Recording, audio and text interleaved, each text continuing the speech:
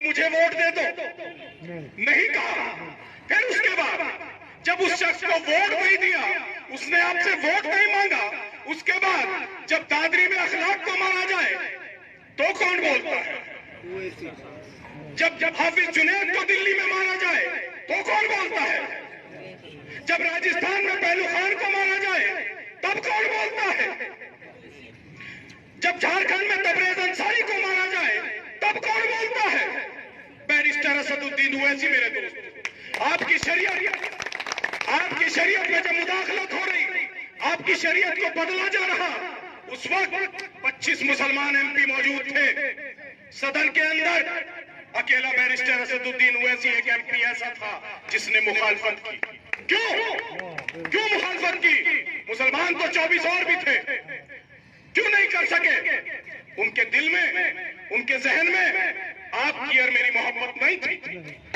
जिसके दिल में आपकी और मेरी मोहब्बत होगी वो कुरान से भी मोहब्बत करेगा, वो अल्लाह से भी मोहब्बत करेगा, और जो अल्लाह से मोहब्बत करेगा वो हक बात से भी मोहब्बत करेगा। जो अल्लाह के नबी करीम सल्लल्लाहु अलैहि वसल्लम आकाए नामदार से मोहब्बत करेगा, वो गरीब से भी मोहब्बत करेगा, वो मजलूम से भी मोहब्बत करेगा।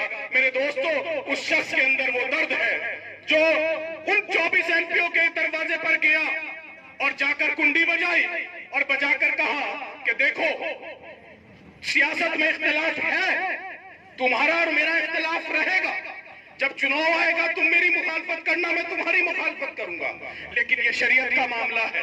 जब तुम्हारा भी खुदा वही है जो मेरा है, जब तुम्हारा भी रसूल वही है जो मेरा है, जब तुम्हारा भी कुरान वही है जो मेरा है, जब तुम्हारी भी शरीयत वही है जो मेरी है, तो इस मुद्दे पर मेरे साथ खड़े हो जाओ और बिल पास हो या ना हो, लेकिन शरीयत के मुद्दे पर एक एहसास कराओ पूरे मुल्क को कि नहीं, जब मुसलमान के सामने शरीयत की बात आती है तो वो सब एक जगह खड़े होते हैं।